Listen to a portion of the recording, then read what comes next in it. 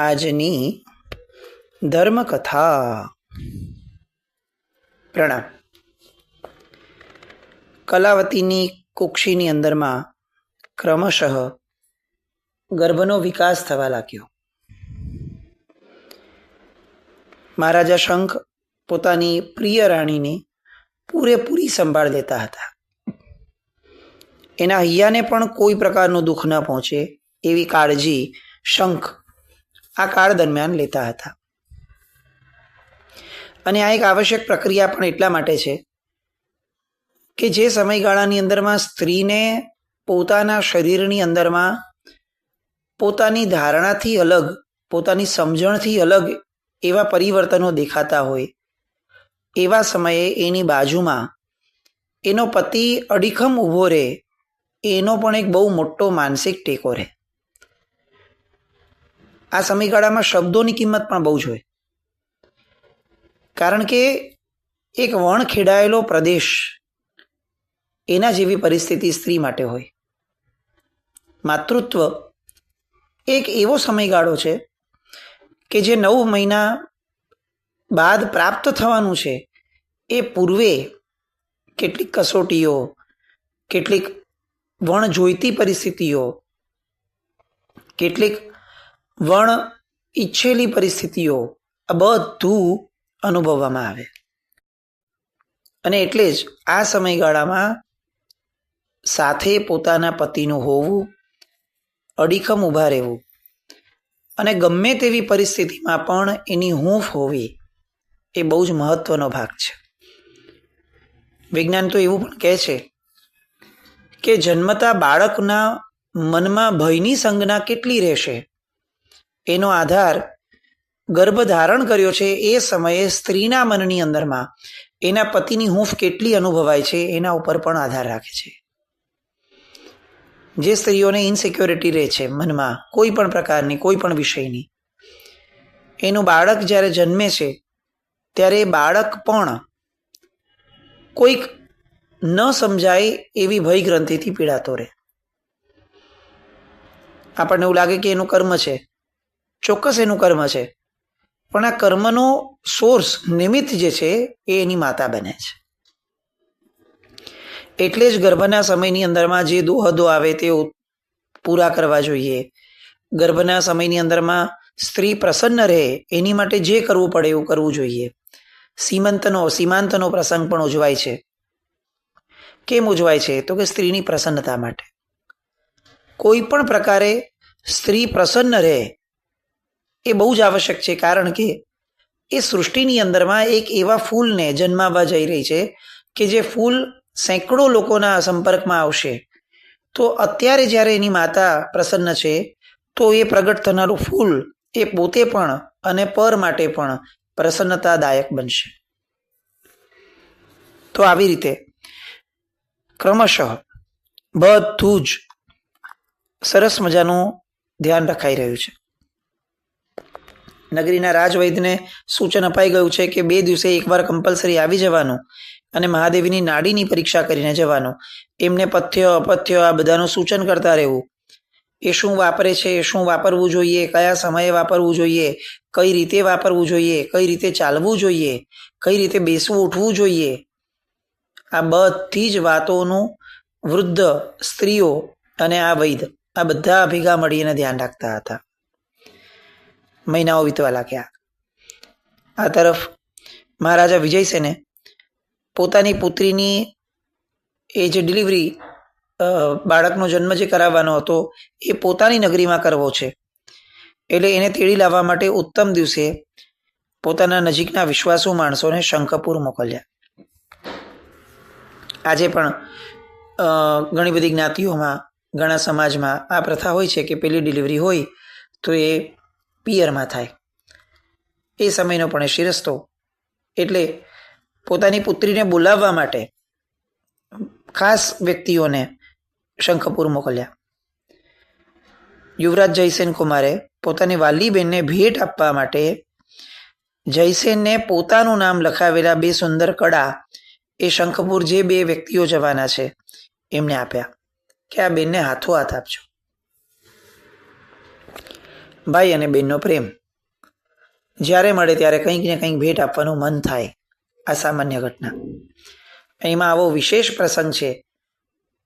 એ સમયે કડા કયા આપ્યા, કેવા આપ્યા એ મહત્વનું નથી રહેતું, પણ મને કોઈ વહાલ કરનારું છે. આ જે એક ભાવના છે ને, એ ભાવના અંદરમાં અકળ એવી ઘણી પરિસ્થિતિઓના દુઃખને બોલાવી દે છે. વિજયસેનના નજીકના સંબંધીઓ શંખપુર આવ્યા. આમ જોવા જઈએ તો રાજમહેલમાં જ આવવું જોઈતું હતું દીકરીના સાસરે, પણ દત્ત શેઠ જે છે એને દીકરો માન્યો હતો રાજાએ, એટલે સાહજિક રીતે એ લોકો સૌથી પહેલા દત્ત શેઠના ઘરે આવ્યા. ઉમળકાભેરે સૌનું સ્વાગત કરે છે દત્ત શેઠ. અને આમ પણ દત્ત શેઠને ત્યાં કલાવતીનો અવરો જવરો વારંવાર રહેતો. ભાઈ માન્યો છે એટલે નગરીમાં પોતાના મહેલથી ક્યાંક જવાનું થાય તો દત્તના ઘરે અચૂક એ જતા. અને એ દિવસે જ્યારે આ લોકો આવ્યા ત્યારે સાહજિક રીતે કલાવતી પણ દત્ત શેઠને ત્યાં આવ્યા. મહાદેવી કલાવતીએ પોતાના પિયરિયાના લોકોને જોયા અને બહુ જ હર્ષિત બન્યા. કલાવતીએ માતા પિતા ભાઈ આ બધાના કુશળ મંગળ સમાચારો પૂછ્યા. દેવશાલ નગરીથી જે આવ્યા હતા એમાં સૌથી મુખ્ય જે વ્યક્તિ હતા એમનું નામ યશોમિત્ર હતું. એણે કલાવતીને મહારાજા, મહાદેવી, યુવરાજ આ બધાના સમાચાર જણાવ્યા અને અમે તમને તેડવા આવ્યા છીએ એવી વાત કરી. આ સાંભળીને કલાવતીને હર્ષનો પાર નથી. બસ હવે પૂરા દિવસો જઈ રહ્યા છે, બહુ થોડા દિવસોની અંદરમાં એ પ્રસૂતિનો સમય આવવાનો અને મહિનાઓ વીત્યા હશે. પોતાના માતા પિતાની પાસે જ ગયે, કારણ કે શંખ રાજાને કલાવતી વિના એક ક્ષણ ચાલે એવું નથી. તો એવામાં લગ્ન પછીથી પિયર જવાનો તો કોઈ અવસર આવ્યો જ નહીં. એટલે હવે કલાવતી પણ ખૂબ તલપાપડ થયા કે ગમે તેમ કરીને બસ હવે આ જવું જ છે અને ભાઈને મળું, માતા પિતાને મળું. એવામાં યશોમિત્ર એ કલાવતીજીને કહે છે કે બેનબા, આપના ભાઈ જયસેન કુમારે આપના માટે 2 હાથમાં પહેરવાના કડા મોકલ્યા છે. આમ કહી અને યશોમિત્રએ જે 2 કડા હતા એ કલાવતીના હાથમાં મૂક્યા. સુવર્ણના કલાત્મક કડાઓ અને કડા ઉપર જયસેન કુમારનું નામ. પોતાના ભાઈનું નામ વાંચી અને જાણે એને એમ લાગ્યું કે સ્વયં ભાઈ મને ભેટવા આવ્યો છે. ગદગદ બની ગઈ. ભાઈનું સ્મરણ કર્યું અને કડા એણે પોતાના હાથમાં ધારણ કર્યા. કલાવતીએ કીધું કે તમે સૌ રાજના મહેમાન થજો, રાજભવનમાં વ્યવસ્થા થઈ જશે, તમે ત્યાં આવજો. પણ યશોમિત્ર ના પાડે છે કે ના, અમે ઉતારો તો અહીં જ રાખશું, પછી રાજભવને મળવા માટે આવી જશું રાજાને. આમ પણ દત્ત શેઠનું ઘર એ પોતાનું જ ઘર ગણાય અને કેટલાક વર્ષો માટે દત્ત શેઠ ત્યાં રહ્યા છે, એટલે આ બધાને દોસ્તી પણ બહુ સારી થઈ છે. કલાવતી પૂછે છે કે તમે રાજભવન પર ક્યારે આવશો? એટલે યશોમિત્ર કહે છે કે બેનબા, આજે જ તો અમે આવ્યા છીએ, એટલે મહારાજના દર્શનાર્થે અમે આવતીકાલે આવશું. મહારાજા વિજયસેનનો સંદેશો પણ છે એમની માટેનો, એ બધું સાથે લઈ અને આવતીકાલે અમે આવશું. ભલે, એમ કરજો. એમ કહી અને કલાવતી પોતે જે કેટલીક પોતાની સખીઓને સાથે લઈને આવી હતી એ સખીઓની સાથે જ રાજભવન તરફ પાછી ફરી. હવે રાજભવનમાં પહોંચ્યા અને મહારાણી કલાવતી શૃંગાર ખંડની અંદરમાં આવ્યા. એ સમયે રાજા, શંખ રાજા, એ નગરના ભ્રમણ માટે ગયા હતા અને બસ થોડા સમયમાં આવવા જોઈએ આવો અણસાર હતો. એટલે હવે રાજા પધારે છે એ પૂર્વે શૃંગાર માટે આ કલાવતી જે છે એ ખંડની અંદરમાં ગયા. પરિચાયકને કહી દીધું કે મહારાજા આવે અને યાદ કરે તો જણાવજો કે હું શૃંગાર ખંડમાં છું. શૃંગાર ખંડની અંદરમાં શૃંગારની ધારાની અંદરમાં કલાવતીજી એ આગળ વધે છે, સખીઓ સાથે છે, વાતો વાર્તાલાપો બધું ચાલે છે. આ આખા શૃંગારના સમયે કલાવતી વારંવાર પોતાના હાથમાં રહેલા કડાને જોતા, અડતા, એનાથી હર્ષ પામતા. એટલે સખીએ પ્રશ્ન કર્યો કે મહાદેવી, આપના હાથમાં તો આ કડા અત્યંત શોભે છે. મેં આટલા વખતમાં પહેલી વાર જોયા. આ કલાત્મક 2 કડા કોણે આપ્યા? ખૂબ સુંદર કડા છે. સખીનો પ્રશ્ન થવો અને એ જ સમયે મહારાજા શંખનું નગરચર્યામાંથી આવવાનું થયું. સમાચાર મળ્યા કે ભાઈ શૃંગારખંડની અંદરમાં છે. એટલે શૃંગારખંડની બહાર આવીને ઊભા અને અચાનક આ પ્રશ્ન સાંભળવા મળ્યો. પોતે થોડા સચેત થયા કે અચ્છા, આ કડા નવા કંઈક પહેરાયા છે. કોઈ શંકાની વાત નહીં, પણ સામાન્ય રીતે કંઈક નવો પ્રશ્ન આવ્યો એટલે ઓરડાની બહાર જ ઊભા રહી અને સાંભળતા હતા કે કલાવતી શું જવાબ આપે છે. એ ઉત્સુકતા સાથે ઊભા એવામાં હર્ષભર્યા સ્વરે કલાવતીએ પોતાની સખીને કીધું કે સખીઓ, હું વારંવાર આ કડાને જોઉં છું એટલા માટે, કારણ કે મને કડાનો દેનાર જે છે ને એ ખૂબ યાદ આવે છે. અને એટલા માટે યાદ આવે છે કે એ અને હું અમે ક્યારેય જીવનમાં અળગા નથી થયા. મેં ક્યારેય મારી જાતને એની જાતથી અલગ નથી ગણી. કેવા કલાત્મક અને સુંદર કડા છે. મારા હાથમાં આ કડા ખૂબ સુંદર લાગે છે. મને એવું લાગે છે કે આ રાજભવનમાં અત્યાર સુધી મળેલા તમામ ઘરેણાઓ એ જાણે એક બાજુ અને આજે કડા મેં પહેર્યા છે એ કડા બીજી બાજુ. પહેર્યા પછી તો એવું લાગે છે કે જાણે હું આ કડાને નથી અડતી, હું આ મોકલનાર વ્યક્તિને અડું છું. કડાનો જેમ જેમ મને સ્પર્શ થતો જાય છે તેમ તેમ આ સ્પર્શથી કડા જેમણે મોકલ્યા છે એમનો જાણે મને સાહજિક સ્પર્શ થતો હોય એવો રોમાંચ મને અનુભવાય છે. હળવા શબ્દો છે. આમ જોવા જઈએ તો શબ્દોમાં કંઈ અજુગતું નથી. કલાવતીના મનની અંદરમાં જયસેન કુમાર જ ચાલે છે કે ભાઈ પોતાના ભાઈના કડા છે. હવે કોઈ સ્પેસિફિક કહેવું જરૂરી નથી લાગતું એ સમયે કે મારા ભાઈના કડા છે. બસ એક ફ્લો ચાલી રહ્યો છે. એ ફ્લોમાં ને ફ્લોમાં આ કડા મોકલનાર પ્રત્યેનો જે અનુરાગ છે એ અનુરાગ અભિવ્યક્ત થયો. પેલી સખીને પણ બહુ અજુગતું નથી લાગતું, કારણ કે મૂળ તો એના પ્રશ્નોનું ફોકસ આ કડા કોના હતા એના કરતાં વિશેષ ફોકસ એ હતું કે આ કડાથી આટલો બધો આનંદ જે અનુભવાય છે એ એનું કુતૂહલ હતું. જે કુતૂહલ શમ્યું કે જો મોકલનાર પ્રત્યે આટલો બધો અનુરાગ છે તો એનો અર્થ કે આ કડા તો ચોક્કસપણે એ રાણીને ગમતા જ હશે. સખીઓ સાથે વાતચીતો ચાલે છે. આ રીતે રાજા બહાર ઊભા છે અને આ અડધેથી સાંભળેલા શબ્દો એ સાંભળી અને મહારાજા શંખ ચકિત થઈ ગયા. એને વિચાર આવ્યો કે કલાવતી આવું બોલ્યા. આજ સુધી રાજભવનમાંથી મળેલા તમામ ઘરેણા એક બાજુ અને આ 2 કડા એક બાજુ. એટલે આજ સુધી મેં એમને પ્રેમથી, એમના પ્રત્યેના અનુરાગથી જેટલું આપ્યું છું એની કોઈ કિંમત જ નથી. અને એવું તે આ કડામાં શું છે કે જેની કિંમત મારા આટલા બધા પ્રેમથી આપેલા ઘરેણા કરતાંય ચડિયાતી થઈ ગઈ? શંકા ઊભી થઈ. પેલા કુતૂહલ હતું જ્યારે દરવાજાની બહાર આવ્યા ત્યારે, પ્રશ્ન પૂછાયો ત્યારે. પછી જવાબ જાણવા માટેની ઉત્સુકતા હતી. જવાબ સાંભળ્યો. હવે જવાબની અંદરમાંથી ધીરે ધીરે શંકા ઉત્પન્ન થવા લાગી. કેમ? કારણ કે અધકચરું જ્ઞાન. જે કલાવતી બોલ્યા એમાંથી એ જે તારવી શક્યા એ ભાગ એટલો જ હતો કે આ કડા એવા કોઈ વ્યક્તિના છે કે જે વ્યક્તિને કલાવતી અનહદ પ્રેમ કરે છે, યાવત મારા કરતાં પણ વધુ પ્રેમ કરે છે.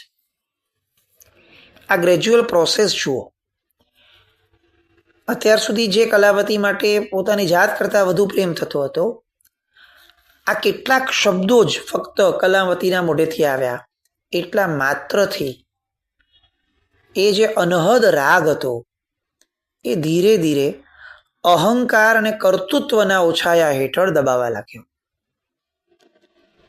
કલાવતીએ તો કોઈનું નામ લીધું નથી. કલાવતીએ એવી કોઈ વાત પણ કરી નથી કે જેના કારણે કેટલીક વસ્તુ એસ્ટાબ્લિશ થાય, પણ તેમ છતાં અંદરનો પેલો અહંકાર, પોતાનાપણાના કર્તૃત્વનો ભાર, મેં એને આટલું બધું આપ્યું અને એને મારી વસ્તુ કરતાં ચડિયાતી કોઈ વસ્તુ લાગી? આ મેં અને મારું એ બેનો ભાર એ અત્યારે એટલો બધો એના મન ઉપર હાવી થઈ ગયો કે કલાવતી મારી છે એ વાત ધીરે ધીરે દબાવવા લાગી. રાગ એનું હંમેશનું કામ આ છે. એ વેલો મોડો તોફાન ઊભો કરે જ. જીવનમાં કેટલી વાર આવું થતું હશે કે આપણને ક્રોધ આવે ને તો પ્રસંગના આધાર ઉપર આપણે કેટલીક વાર એને અભિવ્યક્ત ન પણ કરીએ, અંદર દબાવીને રાખી શકીએ. પણ રાગ દબાવીને રાખવો બહુ મુશ્કેલ કામ છે. આપણને એમ થાય કે એમાં શું વાંધો છે, એ તો ક્યારે બી આપણે એને અભિવ્યક્ત કરી લઈએ. કોઈ વ્યક્તિ સારું છે ને બહુ ગમે છે તો આપણે એક્સપ્રેસ કરી દઈએ કે મને બહુ ગમે છે. પણ રાગ એ હંમેશા તોફાન એવા ઊભા કરે કે ક્યારેક ને ક્યારેક એ દ્વેષનું નિમિત્ત બને જ. અત્યારે આ ગ્રેજ્યુઅલ પ્રોસેસની અંદરમાં શંખ રાજાનું મન ધીરે ધીરે ધીરે શંકા તરફ આગળ વધવા લાગ્યો અને આવેશ એટલો બધો વધતો જાય છે કે એની સ્પીડ, એનો પેસ એટલો ફાસ્ટ અને ડાયનેમિક છે કે બીજું બધું જ વાસ્તવિક ઘટનાને પણ ભૂલવી દે છે. હું એવું માનતો હતો અત્યાર સુધી કે હું જ કલાવતી માટે સર્વસ્વ છું, પણ મારી માન્યતા ખોટી હતી. હું એની માટે સર્વસ્વ નથી. આ કલાવતી અત્યાર સુધી મને જે રીતે પોષતી હતી એ તો એનો દંભ હતો. એ મને સારું લગાડવા માટે કરતી હતી. હકીકતની અંદરમાં તો કોઈક બીજું વ્યક્તિ છે કે જે મારા કરતાં પણ એને વધુ વહાલું છે. પ્રેમ અને રાગની જે સૌથી પાતળી કડી જે છે ને, ભેદ રેખા, એ આ છે. રાગ હંમેશા એવું માંગશે કે હું જ, અને પ્રેમ હંમેશા એમ કહેશે કે તું જ, તને જે સારું લાગે તે. રાગ હંમેશા એવો આગ્રહ મનમાં ઊભો કરાવડાવશે કે મારા સિવાય બીજું કોઈ ન જોઈએ, સૌથી વધુ મારા ઉપર જ જોઈએ. પ્રેમ હંમેશા એમ કહેશે કે તને જે સારું લાગે તે, તને જે સૌથી સારું લાગતું હોય એ મારું, જે તારું તે મારું, એ પ્રેમ છે. અને જે મારું એ તારું, એ રાગ છે. જીવનમાં દરેક જગ્યાએ આપણે ચકાસવા જેવું છે કે આપણે જેને પ્રેમ કીધો છે, મા અને દીકરાનો પ્રેમ, બાપ અને દીકરાનો પ્રેમ, ભાઈ ભાઈનો પ્રેમ, ભાઈ બહેનનો પ્રેમ, પતિ પત્નીનો પ્રેમ, આ જે સાહજિક સંબંધોમાં પણ આપણે જેને પ્રેમ કહીએ છીએ એને એકચ્યુઅલી ચકાસવા જેવા છે કે આ પ્રેમ એ રિયલમાં પ્રેમ છે કે પ્રેમના મુખોટાની નીચે એ રાગ છે. જો એ સંબંધની અંદરમાં મહત્તા મારી છે, મારો વિચાર, મારી ઈચ્છા, આ બધું છે, તો આ રાગ છે. અને જો આપણું ફોકસ એ છે કે તમે જે કહો તે તમે બોલો ને, તમારી જે ઈચ્છા એ મારી ઈચ્છા, તો કદાચ પ્રેમ હોઈ શકે. અત્યાર સુધી શંખે જે કર્યું એને આપણે અનહદ પ્રેમ કહેતા હતા, પણ આવો પ્રસંગ બન્યો ત્યારે સમજાયું કે એ પ્રેમ નહોતો, એ નિતાંત રાગ હતો. અને આ રાગ એ હવે તાત્કાલિક ધોરણે દ્વેષની અંદરમાં પરિવર્તિત થવાનો શરૂ થયો. એનો સાચો પ્રેમી તો આ કડા જેણે મોકલ્યા છે એ માણસ છે. મારા પ્રત્યેનો અત્યાર સુધીનો પ્રેમ એ તો માત્ર નાટક હતું, નાટક. કેવું લાગે? જે માણસ જીવ્યો છે કલાવતી સાથે, જેણે એનો પ્રેમ લીધો છે, જેણે એ સાહજિકતાને ખોબલે ખોબલે પોતાના જીવનમાં ભરી છે, આખા રાજ્યની સામે જેને એણે વારંવાર અનુમોદી છે, એ આખી ને આખી કલાવતીની પ્રેમની ધારા એ અત્યારે સમૂળગી દંભ સાબિત થતો લાગે છે. કેમ? તો કે એક માત્ર કારણ, એણે સાંભળેલા શબ્દો. આપણે એવું માને છે કે કલાવતીનું પોતાનું પણ કોઈ કર્મ હશે, આગળ જતા એ પૂર્વભવના પૂર્વાપર સંબંધો આવશે, પણ વાસ્તવિક જગત, દેખીતા જગતની અપેક્ષાએ વિચાર કરવા જઈએ તો આપણને એવું લાગે ચોક્કસપણે કે આ કેવો પ્રેમ, આ આવો રાગ. સાવ આપણા નાના નિમિત્તથી દ્વેષમાં પરિવર્તન થઈ જાય એવો રાગ? આને કોણ રાગ કે? પણ ના, આખી નગરીએ એ રાગ જોયો છે. સ્ત્રીઓ ઈચ્છતી હતી કે અમને આવો પતિ મળે ભવાંતરમાં, પણ એ રીતે શંખે એને સાચવી છે. એક કડા માટેના શબ્દો કેવડું મોટું રામાયણ સર્જે છે.